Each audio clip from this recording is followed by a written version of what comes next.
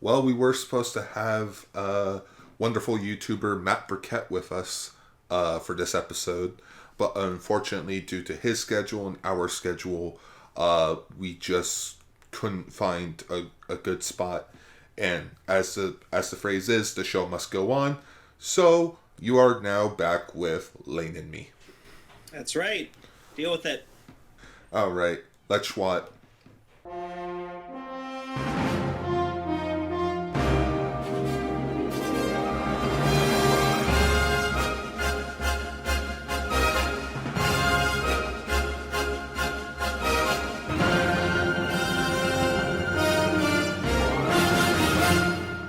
Greetings, everyone, and welcome back to Ultraranger, the podcast all about Ultraman's past, present, future, Godzilla, and all kaiju in between. I am your host, Ultragar. I'm your co-host, Ultra Lane. We may not have our guest Matt here, but we're always thinking towards the future. But anyways, if you came onto this episode thinking you were going to hear about some Ultra 7 and Dyna, ooh, you're in the wrong place. This is an all Ultraman great episode. Yep, today we are dedicating this entire episode to the last 3 episodes of Ultraman Towards the Future. Now, although Matt wasn't able to join us, he did answer some questions that I had about the show. So he sent me a PDF of the answers to some of the questions. So let's just dive right on into it. Ultraman. Great! So, episode 11, The Survivalists. Oh man. Oh, man. What a fucking episode. I think this is my personal favorite, just because of how over the fucking top bananas it was. It was definitely a crazier episode. It felt like, though, we were missing an episode before it. Because it kind of just, threw us into this, there's this ship that this organization captured, and it's, piloted by thought, it's alive, and it's stuck in the secret hangar, and we're not supposed to know about it, and, it's so confusing. I could name, 5 sci-fi science fiction movies or shows that revolve around that same, trope. Yeah. So, it's Jean gets captured by... Again, by this group called the Survivalists. And it's run by this guy named, Dr. Norberg. And... where has this guy been this whole series? He should have been... He should have been the villain this whole show. It would have been so fucking good. He became, take every Saturday morning cartoon villain and just compress them into one. Gar will put up a picture of what this man looks like, but, he's got, this white hair, glasses, he's in a wheelchair, he's got, one glove on his hand, one of his hands, because, I guess his hand's, fucked up or something like that. I think it's his hands paralyzed. Yeah. And just, every time he, walks into the fucking room, he's just well, Gene, aren't you gonna tell us more about the ship? We'll find out more soon. And he's just, he's being all diabolical, evil, mad scientist about it. And I'm just watching this man being wow, this man's having the time of his life doing this part.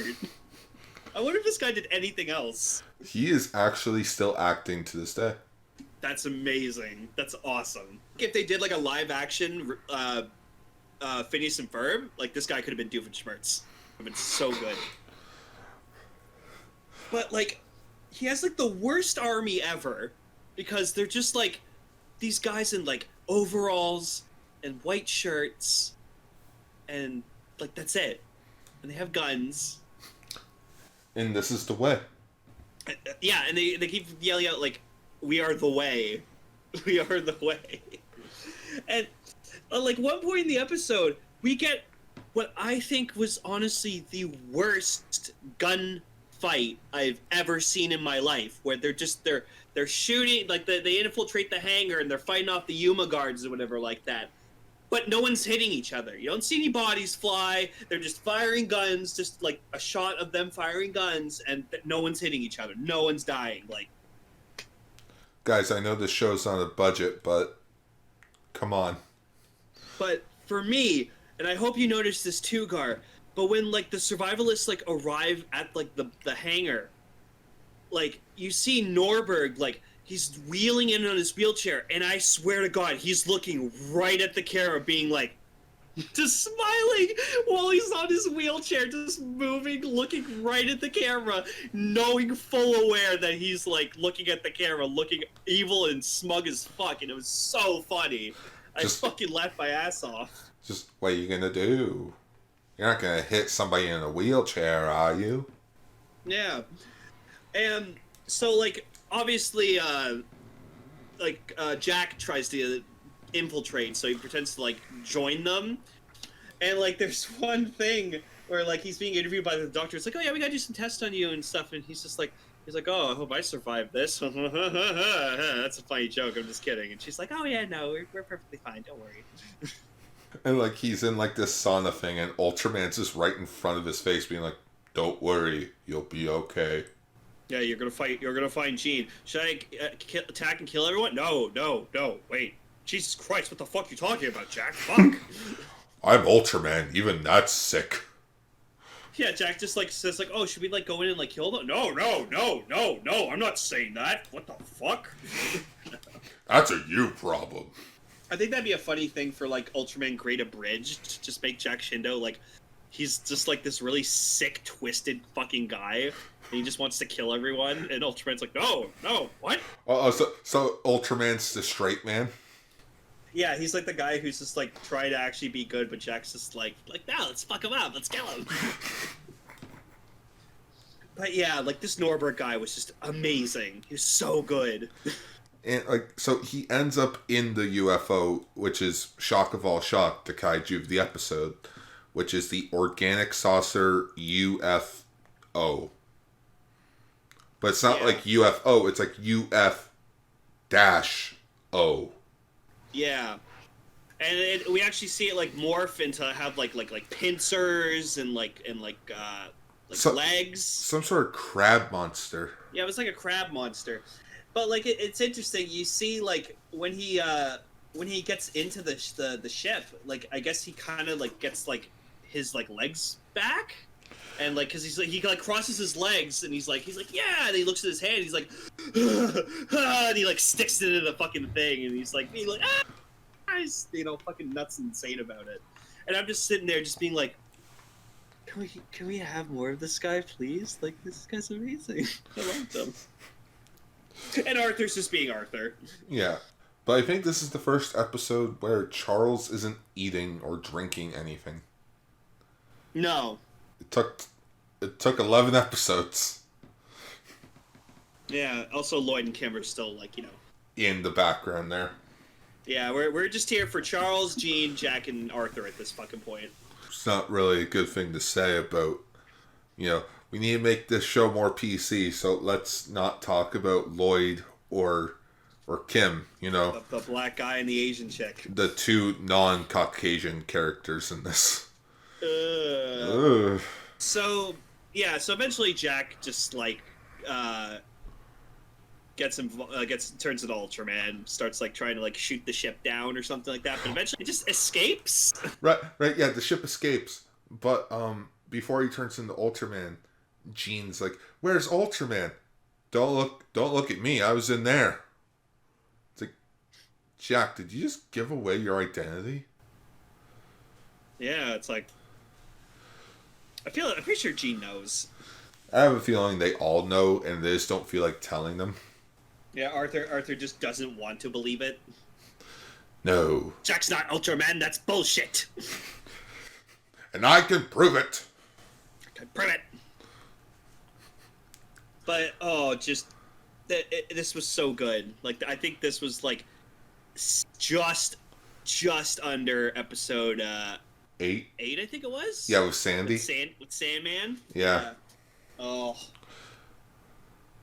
But yeah, Norberg was just. I wish this guy was just like the villain the whole series. Like, he got his hand on, like, the gushes gene, and he started, like, experimenting with it and, like, making his own kaijus and stuff. And he's just, like, you know, behind the scenes and stuff.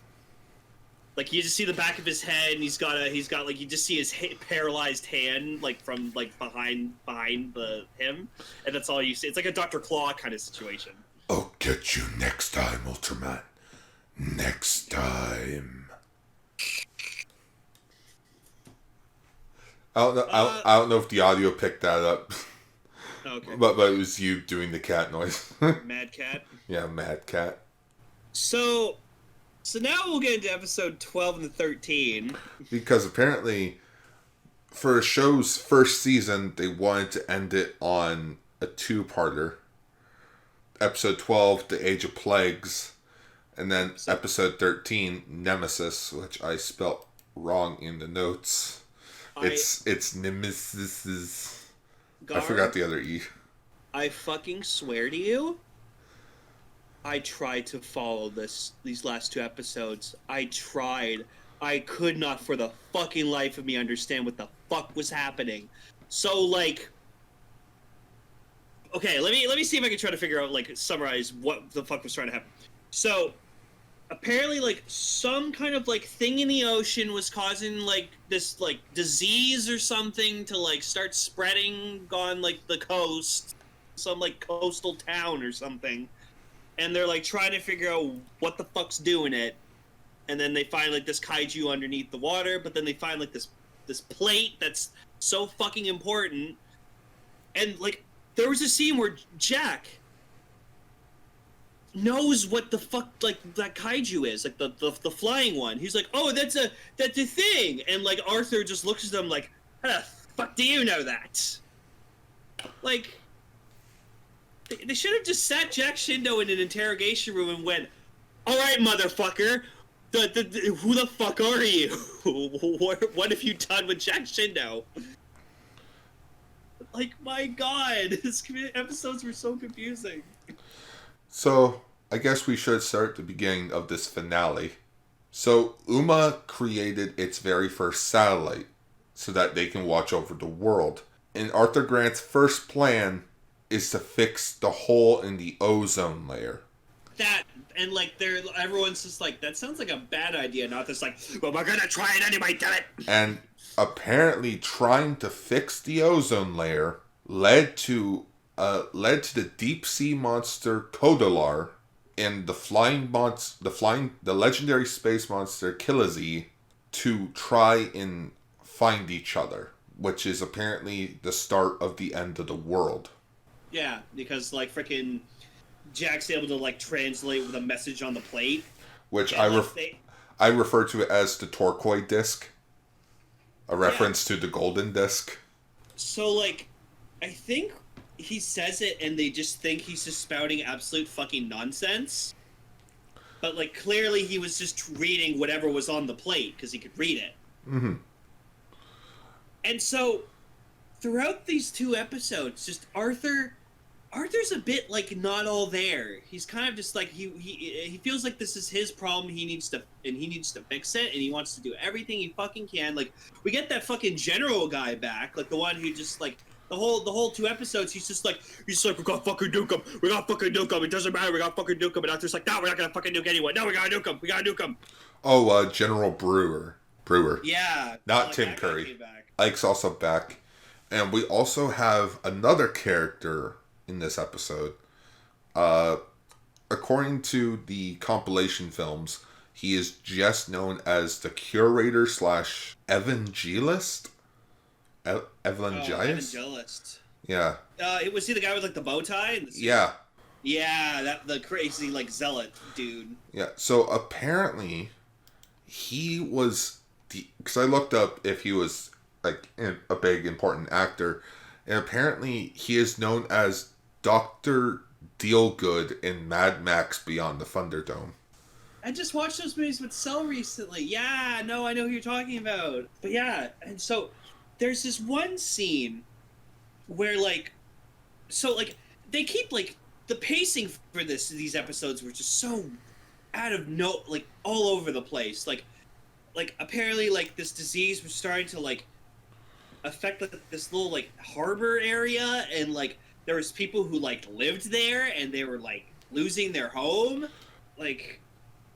And so, like, we get to see where, like, there's this Yuma soldier, like, the security guard or something like that. And, like, this kid comes in, and he's like, what the fuck you doing here? And he's like, oh, come on, man, like, we need to live. And he's just like, okay, here's some food, go fuck off. And he's like, okay, thanks, man. And I'm just sitting there like, what was that? What was the context for that? Like, huh? That was so weird. No, what I thought was weird was, okay, so Kodala, the turtle, in a sense, the turtle kaiju. He looked cool. He looked cool when he was in the water, but when he showed up on land, he was like this fat turtle thing. Also, he kicked Great's ass, like, hardcore. Known for being the only kaiju to defeat Ultraman Great. Oh, also Charles goes to space. Oh yeah, that's like an afterthought. It took me until like halfway through episode 13 that I realized he was in space, because like I think it was just really like it felt very last minute.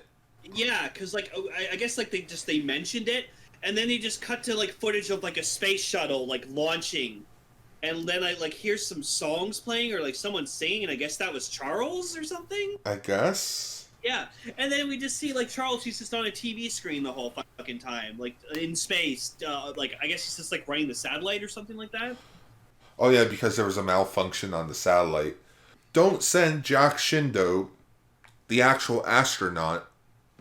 No, let's send Charles, the guy who's never had any, that we know of, any space training, or any astronaut training. But he probably would be, like, the best person fit to fix the satellite, so.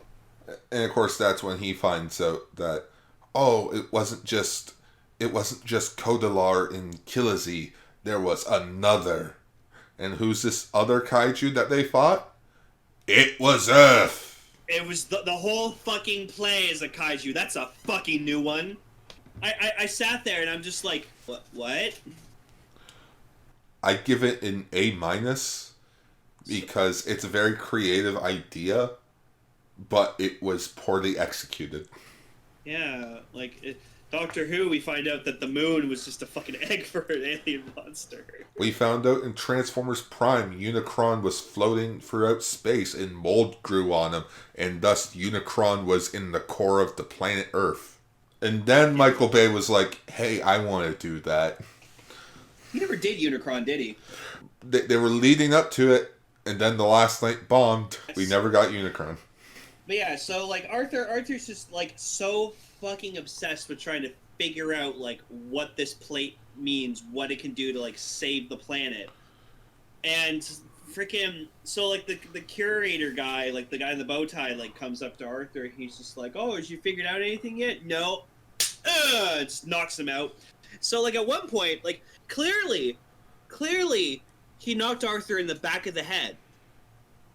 But then later we see he has like a whole head wrap around his head, and it's like, okay, cool. But then later he has like a bandage on the front of his forehead, and I'm like, no, you got hit in the back of the head. You shouldn't have a bandage on the front. You should have it on the back. Yeah. So like they scramble, and like General Brewster or whatever the hell his name, Brewer. He's just like keeps bringing information to Arthur, just being like, okay, like listen, man, like the shit's getting fucked up. We need to do something now. And Arthur's like, no, I need more time. They need to fix this, and I can fix this. And Bruce's like, no, man. These two kaijus are gonna fucking destroy the Earth. We need to do something now. Kyogre and Groudon aren't gonna wait around. Yeah, basically that's what they were. They're Kyogre and Groudon. So yeah, so Great tries fighting like the ground land kaiju, and he gets his ass kicked. Kodalar. Yeah, and it's the first time he lost. So then in episode 13, he, like, winds up on a shore. He gets found by these two guys. But then, like, Gene and, like, Lloyd and Charles, or Lloyd and Kim find him. And they're like, oh, you okay, Jack? He's like, Well, yeah, because so according to what Ultraman said, they only ended up on the Limestone Coast, which is a real place in Australia. Because at first I thought he said in limbo, but then I'm like, then how did they find him? So I listened to it again, and he's like, limestone. And apparently, like, they only had, like, one transformation attempt left. And I just can't believe Ultraman Great, our hero of the show, is quoted saying, well, I'm open to suggestions. So then, like, I guess they figure out with the plate, it's like, oh, we can, like, put it on and, like, use it as, like, a reflecting thing and, like, reflect the Kaiju's attacks back at him. So it's just the golden disc. Yeah, basically. And then, like, so, like, Great, like, does it again, like, transforms again, defeats them. And then, like, the land... I can't even remember what happened with the sky one. Like, I think it just, like, fucked off. Ultraman defeated it, and he flew it back into the atmosphere. So Yeah, like, Kodalar got destroyed, and Killazy, I think, is dead, just taken into space. And then, like, some point Charles came back from space, and it's like, oh, he's perfectly fine, he's in a Hummer, and it's like, oh, okay. No, they could have just had him fix the satellite remotely on the base or something like that. Or have the two-parter start with him already on the satellite. Yeah. And then, like, it just ends with them, like, being like, yeah, we did it! And they're all, like, standing in a group being like, yeah! And then... Oh, we can't have a farewell scene, so Ultraman Great splits himself from Jack Shinda. Yeah, he's like, okay, I'm going, bye! And that was it. No big grand gesture, just, we have a second chance. This is where I bring up the stuff about Matt Burkett helping us. So Yep. I asked him if he could be on the show because he has a ton of information pre-production wise about Ultraman Towards the Future. And of course, my biggest question about it was, why did it get canceled? And it's the two words that no studio ever wants to hear. Over budget. Oh.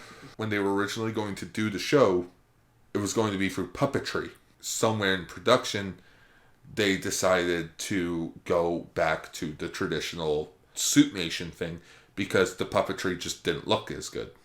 Mm-hmm. So that led to a huge amount of budget, like the budget going over. And the South Australian Film Corporation, who is the co-owner of this show, they're run by the government. So when the government realizes their millions of dollars are just gone to make suits, they're not going to be happy. But apparently, according to the notes that Matt Burkett left me, it was something about, like, it delayed them by 3 weeks of production. So that's a red flag. $1 million in production costs. The government having to get involved. I can see why this show didn't do that well. Yeah. But here's the big kicker though.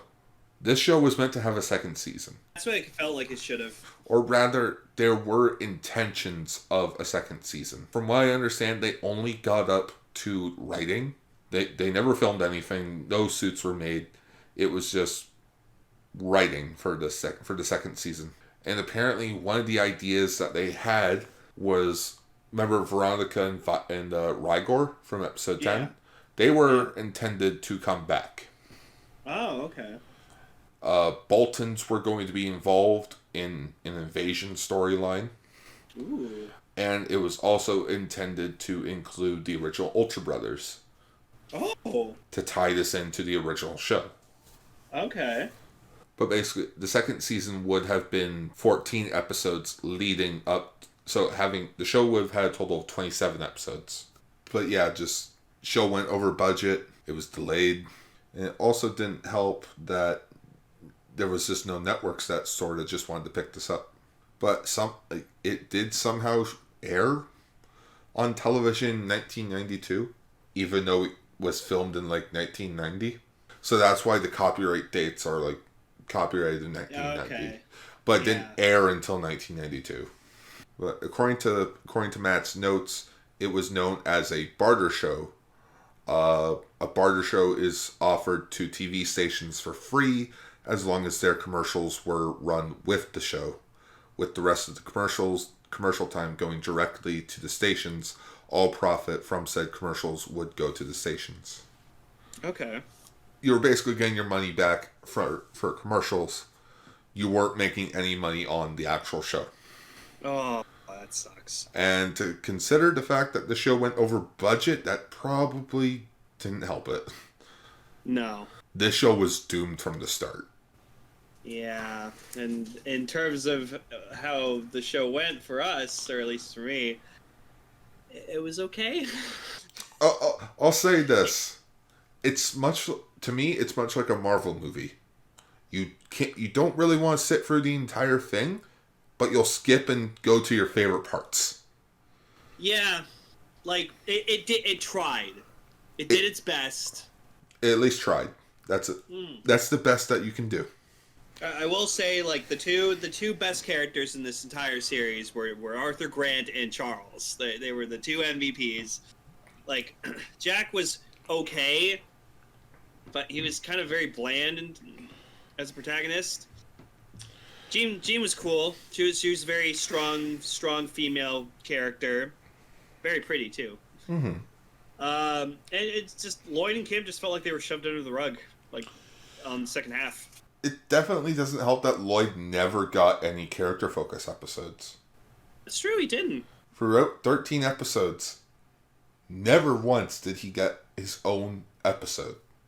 Like, it would have been interesting if he, like, in the episode where they're trying to find that little girl, like, what if Lloyd, like, was exploring or something, and then he, like, he met up with the missing girl, but then they got caught in that situation where the kaiju was chasing them.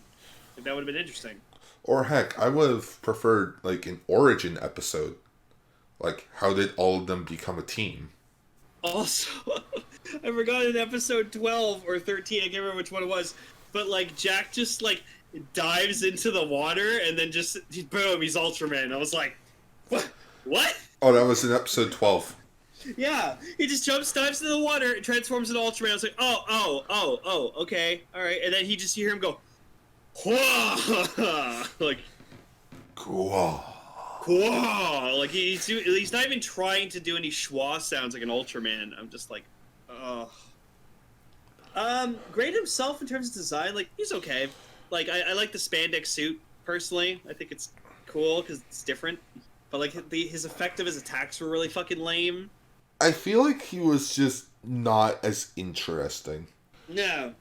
And when he talked, he was very, like, Jack, no.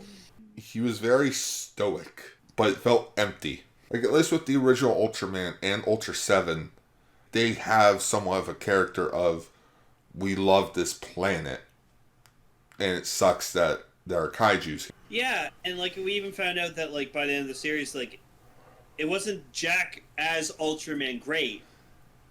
It was just he was the host for him. Like, he was literally just, he housed Ultraman Jack, or Great in front of him, in him, and then he just helped him, like, transform, and then Great took over. But thankfully, this isn't the end of Ultraman Great. He would mostly just show up in, like, background shots, stage shows, but most recently, in 2020, he actually had a main part in Ultra Galaxy Fight, The Absolute Conspiracy. Yes, he did. Him empowered. Yeah, because according to Koichi Sakamoto, he wanted them to represent the international fan base of the series.